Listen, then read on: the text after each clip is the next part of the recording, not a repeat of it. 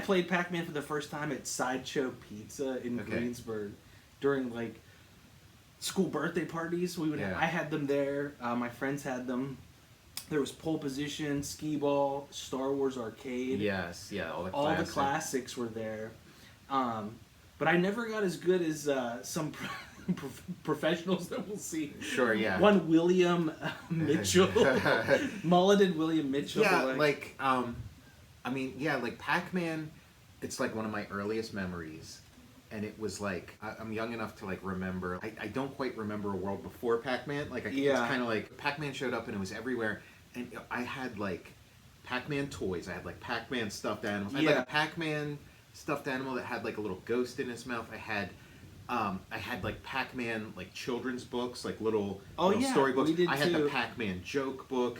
Just like every Pac-Man thing, and then all the Pac-Man stickers. And my grandmother like is like a real collector. Like she would collect all kinds of stuff. I remember you mentioned she had big like uncut sheets and like gave all of us like uncut sheets of Pac-Man stickers. Oh, that's awesome. Like she had Pac-Man stickers, and they had like scratch-offs in there those too. Are the Pac-Man fun. scratch-offs. Wow. Like anytime I remember there was like Mario like Mario scratch-offs came a little later. Yeah, I've some of those too. You do? Oh my god. Off the Yeah, Ed Pisker gave me. He found a bunch of them. Gave me some of them. Oh my god, that's amazing. Yeah, the scratching doesn't work on.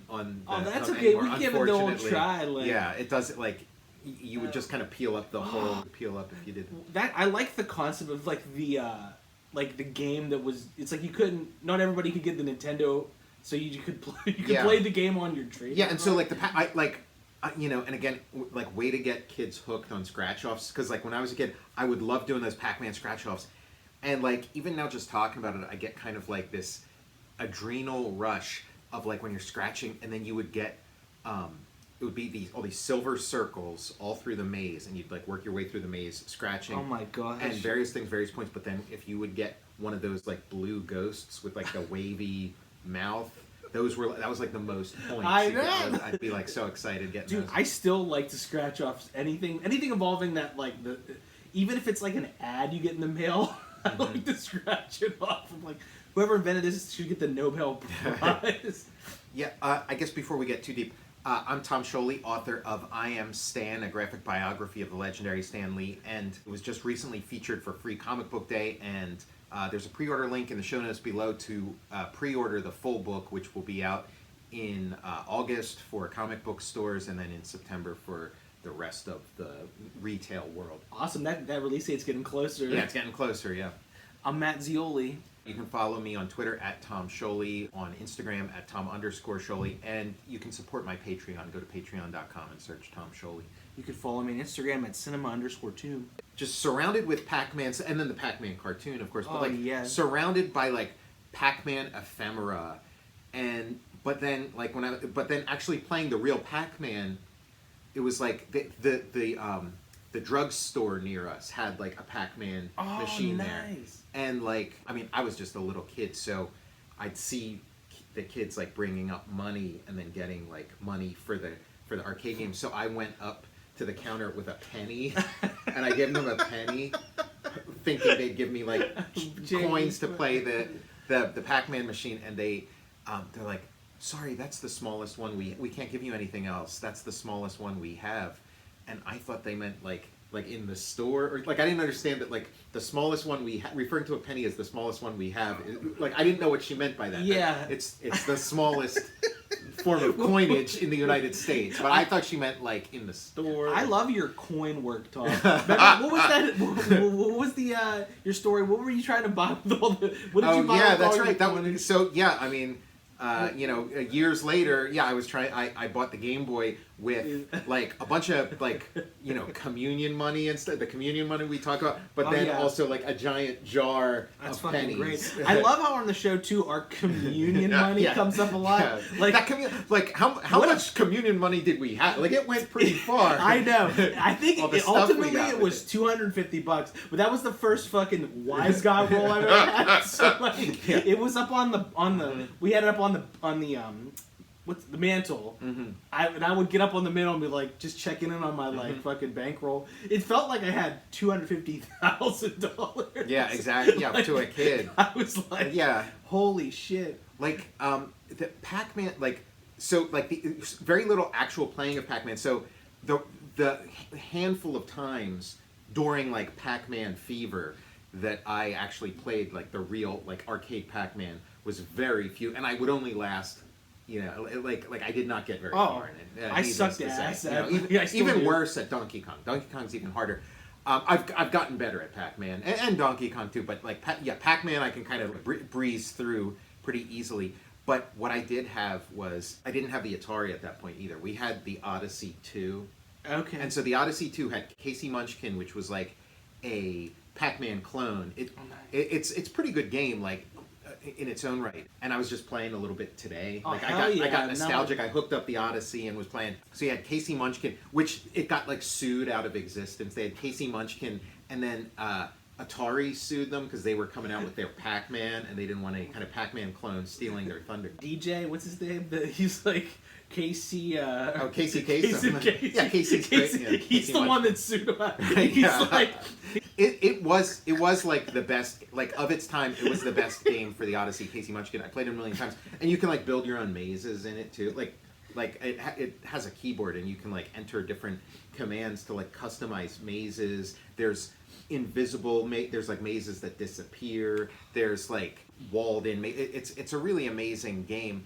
And then but yeah, we had our copies, but it got taken off the market. But fortunately we had our, and I still have our copy. And then like a year later they came out with a sequel that was like different enough that like they could get it. Was called Casey's Crazy Chase, where you're chasing chasing a caterpillar through a maze instead of Casey Kasem is like, it's where he chases like a PA around. He's for his punishment. He's like for a dead dog dedication.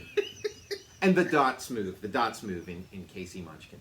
Like, I love, you have a lot of great systems, and I love like whatever, like sometimes we'll be like whatever you're vibing on, like I'll get to play on that. Yeah, like sure. When you had your SNES hooked up, we were playing some Castlevania 4, or like you had the GameCube hooked up that one time. Yeah, like, next time you come over, hopefully the Odyssey will still be set up. So I was playing. Yeah. So that's this shirt. This is Attack of the Time Lord. That's for such a great Odyssey. shirt. I was playing that too. That's one of the better games too. It has like the voice. There's a voice synthesizer with it, so nice. Like the Time Lord sort of taunts you as you play. Earth will be destroyed, stuff like that, and then Casey Munchkin, like Casey, like or Casey's Crazy Chase. Casey kind of like encourages you, okay, and gives you. It was just Pac-Man was just everywhere and everything. There were like TV specials about Pac-Man, and then like the Pac-Man Fever song. There was a TV special. That I saw when I was a kid that was built around Pac-Man Fever, like the song Pac-Man Fever. It was all these comedians like talking about it. I'll have to look it up. It's probably on YouTube somewhere. It's like a celebration of Pac-Man Fever or something. And then and it had like some comedians on it and stuff. And there was like a comedian who like kind of like was doing that thing where you give yourself like a Batman mask with your hands. Tom, I know that very well. Like I used to get Disney Adventure magazines. You remember those things?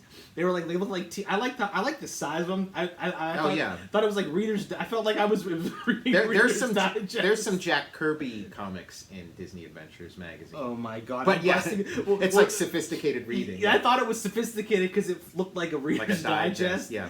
And I even thought, but my grandmother would read Reader's Digest, and I thought, I don't know how, in retrospect, how sophisticated Reader's Digest. Sure, Reader's Digest, it's not like an LA Lost scenario, but there was an issue of Reader's Digest. I drove people insane at school because Carrot Top was in there. It was in Disney Adventures, and there was this like picture of Carrot Top, and he was doing this, and because I would do that to like. That would be the Batman mask. And his caption said, "Look, I'm Elton John." And I would go around like 5th grade or 6th grade. Look, I'm Elton John. He was just, I was like, I couldn't fucking like stop.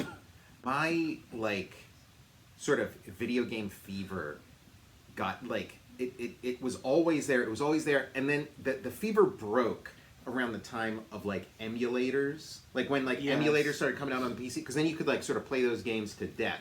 Like you could finally play like the arcade perfect version of that game, and then it kind of, you know, it didn't have this mystique anymore. And because like again, when I was a kid, like Pac-Man was everywhere, and then but like you couldn't get your hands on like the Pac-Man. You could only like in the rare instance where you're like at a place that has like a Chuck E. Cheese or something, and like you couldn't spend the amount of time you wanted to spend with it. So there was like the those like mini arcade games that you get for like $50 or whatever. So like some kids had that, and you could kind of play a lot of that. And then there's a kid who had like in the neighborhood who had Epic Man. There was like a game company in Japan called Epic, and they made like everybody had their Pac-Man clone, and Epic Man was like a handheld one, and he'd like go under bridges and over bridges. I've got a surprise for you, Tom. Oh, you got me Epic Man? Nice. On the console. We got Pac-Man happening on it's the Namco collection. Oh, very cool. So we can do some Pac-Man. That's awesome. Yeah, and it's arcade quality. Yeah, that's awesome. So it's Namco. So we've got some Pac-Man available here.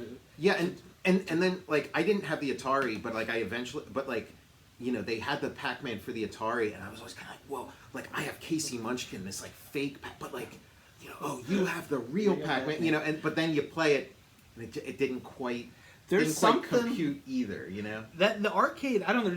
It's like there's something about it. Yeah, it was. You just can't ever replicate it. Yeah, and then like the other thing I've been like real nostalgic about lately is like, because you know when you drive past 7-Eleven, 7-Eleven lately has been having this like Pac-Man sign outside. Like they have like a bunch of like Pac-Man. I guess like they have like a point system now or something where you can buy things and then you can get like 7-Eleven Pac-Man branded like hats and jackets. Oh, that's cool. So I think that kind of put Pac-Man back in my head, and I have always associated Pac-Man with 7-Eleven because like again it's like that same era, you know, like the two kind of like it is a good match. Like there's certain corporate synergies that just don't work, and like 7-Eleven's a good one. But like the thing I've been nostalgic about is like when I was a kid I had a Super Pac-Man like Slurpee cup. It was like a plastic Slurpee cup with Super Pac-Man on it. And that's awesome. And it kind of like seeing Pac-Man reminded me of that. And that's like Rosebud or something for me. For me, it's the Pac-Man Slurpee cup. Well, I'm gonna keep my eyes. I'm always out there scavenging. Yeah, I'll keep my eyes peeled for that. What year was probably the 80s? 1983. Like I have looked it up. Like I've seen pictures. Like I haven't seen any for sale, but I have seen pictures of it. And it's like 1983. They had like a series of like Pac-Man cups. Okay. There's Pac-Man, Miss Pac-Man, Baby Pac-Man. Wow. But yeah, there was Baby Pac-Man's another one, and Baby Pac-Man is like maybe the most elusive one because like I played it a couple times when I was a kid, couldn't get very far in it, but Baby Pac-Man it's like a video game and a pinball machine combined, and so you have the video game screen up here where it's like a Pac-Man game, but there's no power pellets, there's no way to turn the tables on the ghosts, and so and you're Baby Pac-Man, and so the only thing you can do is if like you're really cornered, you can travel all the way down to the bottom of the screen, and then you know Baby Pac-Man basically goes into the pinball part where it's an actual pinball machine. Oh, that's attached. Awesome! And so like this little ball that I guess represents Baby Pac-Man shows up in the game, and so then you gotta like play the pinball machine thing, and then try to get the ball like back up into the thing, and then like Baby Pac-Man's back in the Pac-Man game. But again, like you can't really do that on an emulator. Like someone would have to program a very specific emulator that has like a pinball emulator, which I haven't checked in a while. I'm sure somebody has figured that out. Yeah. But again, like that's like a very unique experience. I'm sure it's like really difficult. It's a difficult machine to maintain. It's got like a lot of moving parts. That sounds difficult for like a new game that would come out in 2023. Yeah. Let alone something from like the early 80s. Yeah, early 80s. Yeah, it was like because the Pac-Man thing, like it was everywhere, and then it was running out of steam, and it's like, how do we keep this thing going? And that was like the last like desperate attempt was to keep it rolling. Yeah. I mean there was like Pac and Pal. I don't know Pac and Pal. That was one I found out about later. I didn't know about Pac and Pal like contemporaneously or whatever. I found it out after the fact, but it's like Pac-Man, and then he has a little dog friend that follows him around. That sounds awesome. And Monroeville Mall had like a Pac and Pal statue or something. Like the dog from Pac and Pal, there was a statue. That's interesting. Why it's like hanging out. Yeah. I was gonna ask. I'll have to track down if there's a baby Pac-Man game within like the tri-state area that we can track down. Yeah, that would be. Yeah, I'd love to play, because again, I only played it when I was a little kid. It's like that, and it's like the pinball machine is sort of like a half-sized pinball machine. Yeah. Because it's got a game incorporated, and it's incorporated into kind of like an arcade game console. Okay. So you don't have a lot of space to operate. So it's a very difficult pinball game. Dude, we gotta play. I'm gonna track that down. Yeah. Cause like I was even revisiting Pac-Man here. Mm-hmm. Pac-Man's so hard. Like really? I get my ass kicked a lot. Yeah, I'm pretty good. Like, in college, I spent a lot of time in college mastering Pac-Man, and then Miss Pac-Man is that's the tournament game. Like Pac-Man is a little too like repetitive and pattern driven, where Miss Pac-Man. Like Pac-Man only has the one maze. Miss Pac-Man has multiple mazes. The artificial intelligence of the ghosts is a little more versatile. It's the same with the Atari. The Atari Pac-Man is okay, but the Atari Miss Pac-Man is very playable. Like that's if I'm in the mood to play a Pac-Man game on the Atari, I usually play the Miss Pac-Man for the Atari, or Pac-Man Jr. is pretty good. Pac-Man Jr. has like a scrolling maze on the Atari, which is pretty cool. I was talking to somebody because I knew we were doing this episode. Their favorites. I was just, asking what their favorite Pac-Man was, and lots of folks said Ms. Pac-Man. Miss Pac-Man, yeah, that's what. Yeah, and that's the one you see the most too. Like it's just, America has spoken. It's just like that's the one people want to play. So if you're at a place like a movie theater or something that has like some old arcade games, you're not going to see Pac-Man. You're going to see Miss Pac-Man. And a lot of the Miss Pac-Man machines are converted Pac-Man machines, because it was basically like a conversion kit that they would sell to like the arcades to like most people converted their Pac-Mans into Miss Pac-Mans. That's interesting. I didn't know that either. I like how iconic Pac-Man is. I love the color scheme, the blue, but Miss Pac-Man's just like more fun to play. The creator, I can't remember Toru, but the creator, he was looking at like a pizza with a slice missing. Okay. And like I was just thinking, like checking out like what he was vibing on. And he loved the show Casper the Friendly Ghost cartoon for the ghosts, and slot machines for the cherries. So like all the different like influences coming in. I know they were gonna call it Puck-Man, but then they knew it would get defaced and stuff. They call it Puck-Man. People are going to deface this and turn it to Buck-Man, all the Uncle Buck heads. So this board game, like, I've seen this board game for a while, and I finally picked it up. Like, I had, again, all this Pac-Man ephemera. I had, like, the original Pac-Man board game when I was a kid. Wow. And where it was, like, all these marbles you'd set up, and it was 4 different Pac-Mans. There's, like, a yellow Pac-Man, blue, green, red, or whatever. And so each person, tries to get through the maze. And there's a little hole in the bottom of the Pac-Man that like eats the dots. And so there's this new one which I got, and it's actually, the game's pretty fun. Like it's a pretty good simulation of the Pac-Man game, and it is pretty fun. And it's got like a different system. And the ghosts are kind of like, they're kind of, it's kind of a neat design. I like that. For the ghosts. Super cool. And it's got some cards you play. But then it's like, instead of like marbles, it's got these like pegs that you push up, and then like Pac-Man like pushes them down to eat them. And the Pac-Man, that's awesome. So here's the Pac-Man, pretty cool looking Pac-Man. And then when he like goes through the maze and like eats the dots, it's like, he makes. This is sick. That's the classic sound. He makes the sound. So I mean, I like this a lot. So and so you build the maze out with these like puzzle pieces. Oh, the die looks great. There's all the little ghosts. I mean, there's something about that like ghost color scheme and aesthetic that's just so It's like Inky Blinky Clyde or something. And I guess Sue was added for Miss Pac-Man, and Sue and the Miss Pac-Man cartoon, like when I think of the ghosts and I love the art that's like on the Pac-Man so cabinet, good. and it's like all the interpretations of like, okay, it's this, like you said, a little like pizza with a slice taken out. How do you interpret that in a cartoon form? And it is kind of like, well, why not just keep it that? Why not just keep it, keep it simple, stupid? But like, so it's like, okay, a guy with 2 legs and red eyes. Or in the case of like the Saturday morning cartoon, it's like he's got like a fedora, I always thought like the Pac-Man icon that was like going around had an eyeball on him in the arcade. Right. That was like imagine that. Yeah, exactly. He's just the circle with the thing cut out, and then Miss Pac-Man has an eye. She has an eye and lips and a bow, and I think Pac-Man Jr.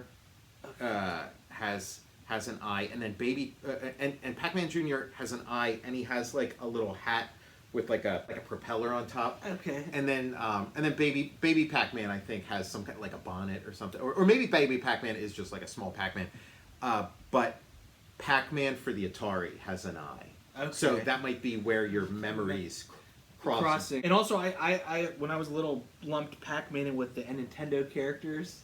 Okay, yeah. I thought he was part of Nintendo, like the Nintendo. Right, because I'm a little bit older, so I remember the discrete phases of like Pac-Man, and then the video game drought from like 1980, the end of '83 to like some point in '85. There was like a drought where Nintendo took over. I love it. Like that's another Total Recall staple. We talk about the video game drought. It was a drought. A little period where it's like, video games are done. It was a fad, and that fad came again. It's like the hula hoop. The hula hoop just kept rolling out the door. It's done. But yeah, I thought Mario, and because Pac-Man was an NES game. It was it was one of the Tengen games. Oh, I love the Tengen. The black cartridge. Yeah, the black cartridge, and they got sued by Nintendo, and then pretty soon there weren't Tengen yet. I was just talking with somebody about... And the Tengen Pac-Man, it was like, finally like a home version of Pac-Man that's pretty close. It wasn't spot on, but it was pretty close to the arcade. There was a Tengen, I can't remember, it was an NES baseball. I was talking with somebody, they like... there was a character's named Bobson Dugnut or something in the baseball. We've got Pac-Man Fever, and what was the Frogger song? It's like, we're gonna do some Pac-Man Fever, Buckner and Garcia's Pac-Man Fever, and I should have brought it. Maybe I'll do some B-roll and to show like the actual record album. But I have the record album of Pac-Man Fever. I'm jealous about that. Yeah, and so like I've listened to all the songs. I know, and like the other one I like is Froggy's Lament. It's like the Frogger Never heard song. it. You showed it to me today, and that is it's a good fucking brilliant. It slaps. That slaps. Controversy. Pac-Man Fever is iconic. Like that's the hit. That's the iconic hit. But I think Tom, I might like Froggy's Lament. Yeah, there's something It's got a little bit of like the Rubber Band Man kind of groove going, and then it's got a little bit of like 9 to 5 in it. And he's got the frog voice. He's like, Froggy's always making time. Froggy's going right. And I love songs that have like a frog voice in them. Like I love the Peter Gabriel song, Kiss That Frog. Yeah, he's like, Kiss that frog. I will be your prince. Like I like songs that have frog voices. I will be your prince. Do do do do do do do. That Peter Gabriel song. That's like his response to Buckner and Garcia's Froggy's Lament. The Frogger song. He's like, baby kiss Frogger. He's like, he gets down on one knee and has a ring and goes, I will be your prince. He's like, sweet little princess, let me introduce his frogness. Yes, that frog. I've got Pac-Man Fever.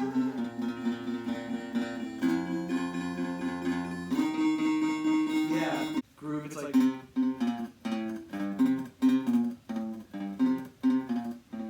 I couldn't find the chords to Pac-Man Fever, but I did find the chords to Froggy's Lament. Hell yeah. So somebody out there is a fan too. Yes. Just like, Froggy's always making alive. I heard this on the radio the other day. Buckner and Garcia, they did like an original song for Wreck-It Ralph.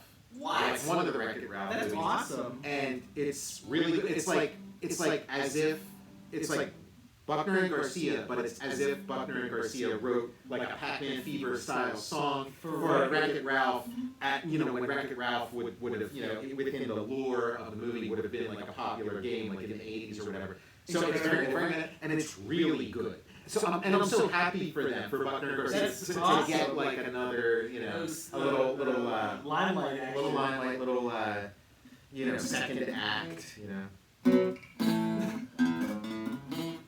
So yeah, some limelight.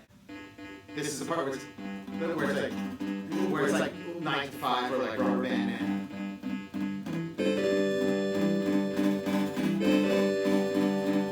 From Dicks, what's step at a time? I'm like just so excited about playing the Froggy song. The way that he moves, that dope makes no rhyme. He hops and he jumps, dodges and ducks. Cars and buses, vans and trucks. Go, Froggy, go. You gotta keep on hopping. Funny, I love this till you get to the top. Go, Froggy, go. Gotta keep hopping under a stop. Go, Froggy, go. There it is, I like that. It's like, go, Froggy, go. Ideas. Froggy takes one step at a time. The way he moves has no reason to rhyme. There's things and insects and hearts and things. At the time I'm better wings. Go, Froggy, go. You gotta keep on hopping till you get to the top. Go, Froggy, go. Wow, yeah, what a great song. Go, Froggy, go. Go, Froggy, go.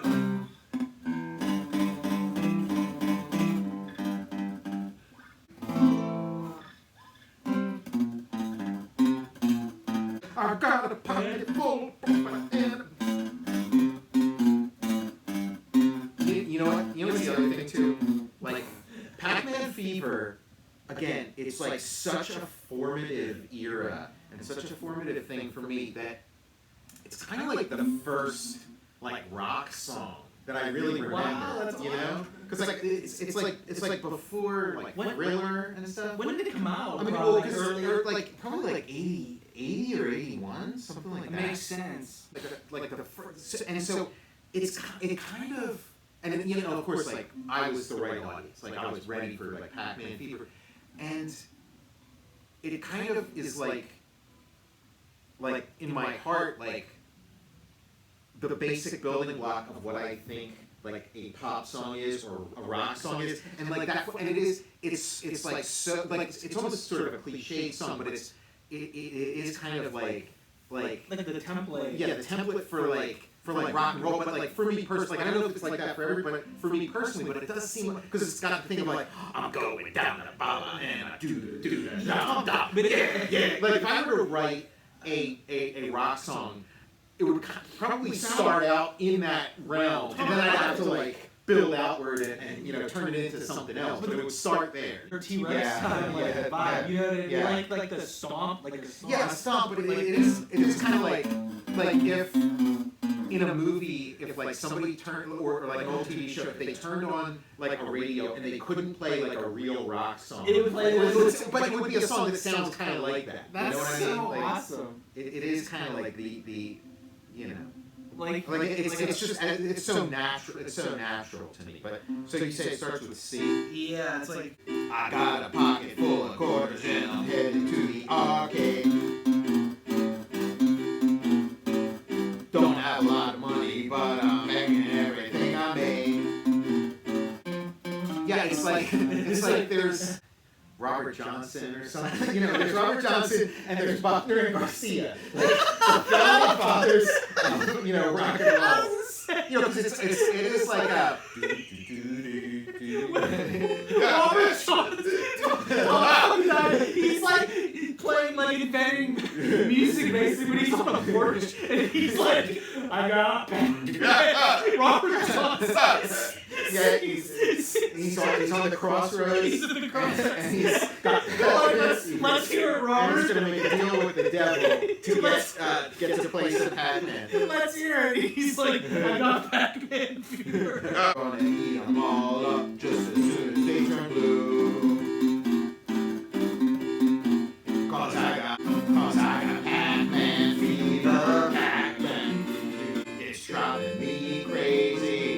driving me crazy. I got Pac-Man Fever.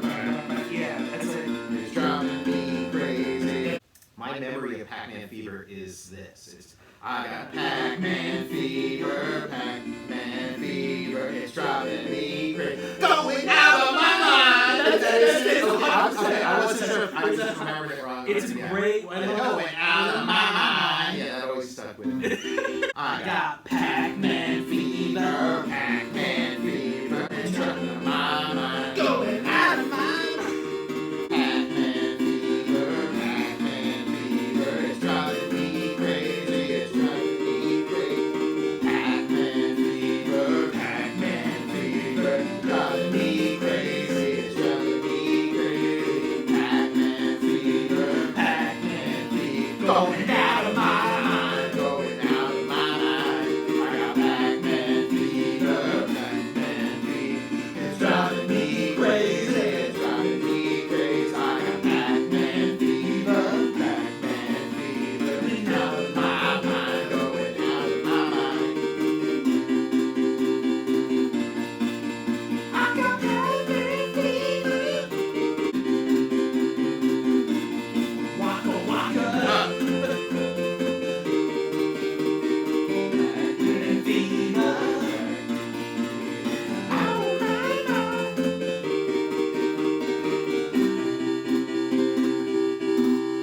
Thanks for playing this with me because I love it. yeah, I love this It's song. great. It's part of my soul, and I don't think I've ever played it like ever. Like I've sung it, but I've never. Dude, I'm so glad. Yeah, that's awesome. And they come out of fucking Froggy, Froggy, go, so bad. Froggy, go.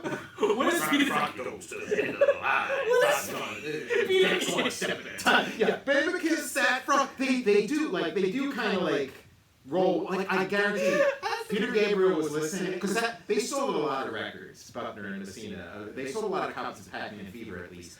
The Donkey Kong follow-up, not so much. But like Peter Gabriel had a copy of Pac-Man Fever. And he's listening to go. He's Frog like takes one Gabriel. step at a time. It's like, baby kiss that frog. This is gonna be a lawsuit. They're gonna be playing this in court. We're gonna be called in as witness. I'm gonna show up with my neck brace. But it's like they're poor Peter Gabriel is gonna get paid. Gabriel versus Buckner and what's Buckner and Buckner and Garcia. Garcia. I think I might have said Buckner and Messina. You did. I might have said it for a second. I was like, Well, because oh my you god, know, hell like, yeah. Buckner and Garcia, they were trying to be the next Loggins and and Messina. The judge is Except like, of video games. the judge calls this the total recall judge. Your Honor, it's our show is it's comedy. We're goofing around. We don't seriously believe that Peter Gabriel was going like this with like one finger in his ear, listening to Froggy's Limit. Go, Frog. Frog takes one step at a time. Baby, kiss that frog. Come on, royal frogness. The judge is like, we've got some gestures in the courtroom. He's like, you're getting sent to the court. Yeah, we have to like get up and like perform both songs. We have we're like, to keep it natural, we have we recreate, like we have the green screen. And the judge has like a white wig. He's like, somehow we're involved in like the British court system. This Peter Gabriel, Peter Gabriel, yeah. We're in It's the, multi-jurisdictional. I'm like, which way is the Big Ben? And he's like, sit down! Or I'm like, he's like, the Total Recall show is in contempt. We're at Parliament. Yeah. Well, doesn't court take place inside of Big Ben? Oh, There's yeah. all these gears. We're late because we thought the courts were always I'm at Wembley Stadium. He calls you Tom Recall and Matt Recall. Now, how come? Buckner and Garcia, they were like, "Oh man, it's a shame. Like, video games are done. We're just hung in there, done their like Super Mario Brothers song. We do like 100 more Pac-Man episodes, 100 more Loggins and not Loggins and Messina. Buckner and Garcia. I'm so glad Bill Buckner was able to pick himself up off the floor after blowing that World Series for the Red Sox. He found a second act. Yeah. He pivoted to video game music. That's why he missed that grounder, because he was humming he's like Pac-Man Fever.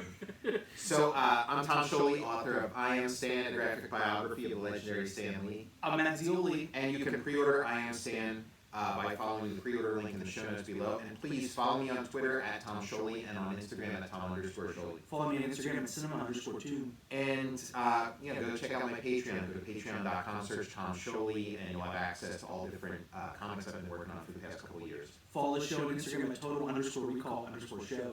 And yeah, we'll see you next time.